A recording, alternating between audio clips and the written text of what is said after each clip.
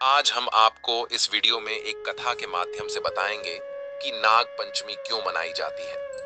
मित्रों, विशेष रूप से श्रावण मास के शुक्ल पक्ष की पंचमी तिथि को हम नाग पंचमी का त्योहार मनाते हैं। सनातन हिंदू धर्म में नागों को बहुत ही ऊंचा स्थान दिया गया है। शिव जी गले में वासुकी नाग को धारण करते हैं और भगवान विष्णु शेष नाग पर विराजमान है। और कहा जाता है कि नाग देवता की मदद से ही समुद्र मंथन सफल हो पाया था। इसी कारण से हिंदुओं में नागों की पूजा की जाती है, उन्हें प्रसाद चढ़ाया जाता है और उन्हें अत्यंत शुभ माना जाता है। नागों के देवता भगवान शिव को माना जाता है, इसलिए शिव जी के साथ ही उनके नाग पर भी जल और फूल चढ़ाए जाते हैं। माना जाता है कि इससे सर्प दोष से मुक्ति मिलती है। मित्रों, आज हम आप सभी को नाग पंचमी की कथा सुनाने जा रहे हैं, जो गरुड़ पुराण में बताई गई है। मित्रों, एक समय की बात है। एक गांव में एक स्त्री रहा करती थी और वह दूध बेचा करती थी। उसकी एक पुत्री थी जो बहुत ही संस्कारी और सरल स्वभाव की थी।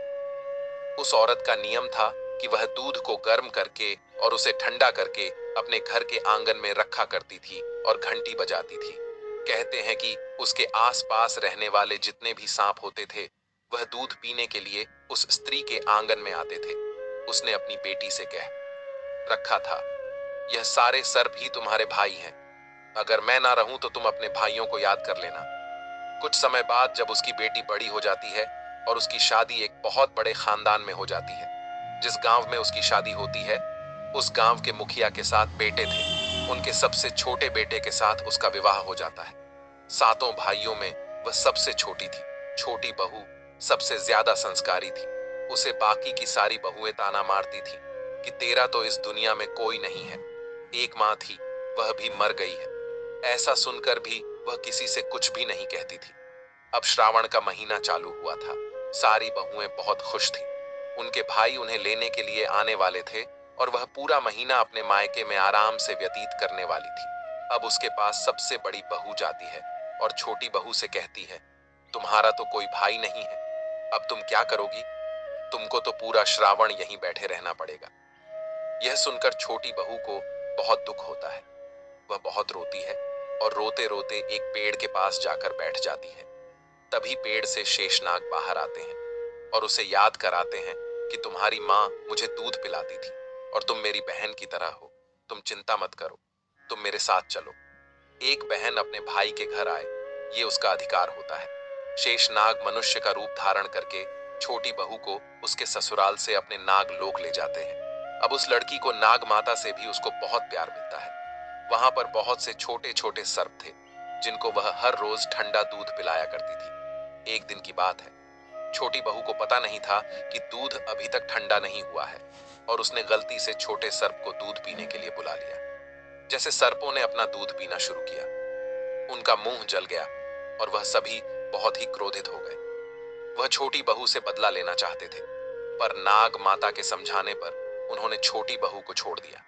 शेषनाग फिर से उसे उसके ससुराल छोड़ने आए, इस वादे के साथ कि अगली बार वह फिर आएंगे।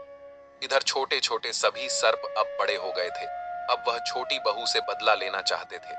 उन्होंने सोचा कि इस बार सावन में उसके घर जाएंगे और वह उसे डस लेंगे। श्रावण का महीना शुरू हो गया। छोटी बहू को पता था कि उसके भाई आने वाले हैं, इसलिए उसने एक दिन पहले ही अपने भाइयों के लिए ठंडा दूध, मीठी रोटी, यह सब कुछ बनाकर रख दिया।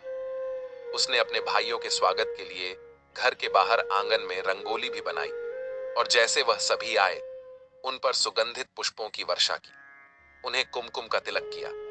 फिर उन्हें ठंडा दूध, मीठी रोटी और फल खिलाया और अपनी गलती के लिए माफी मांगी। उसके बाद सभी सर्प भाइयों को विश्वास हो गया था कि उनका मुंह छोटी बहू से गलती से जल गया था। इसलिए सभी ने खुश होकर छोटी बहू को सुंदर मोतियों का हार दिया और वचन भी दिया कि जो भी तुम्हारी तरह प्रेम से हमें मीठा ठंडा दूध पिलाएगा, हम उसे सर्प दोष से मुक्त करेंगे। तब से श्रावण मास की शुक्ल पक्ष की पंचमी तिथि को नाग पंचमी का त्योहार मनाया जाता है, जिससे सारी औरतें नाग देवता को भाई मानकर उनके लिए ठंडा दूध, मीठी रोटी, फल फूल आदि से उनकी पूजा करती हैं। मित्रों, यह थी नाग पंचमी की एक बहुत ही महत्वपूर्ण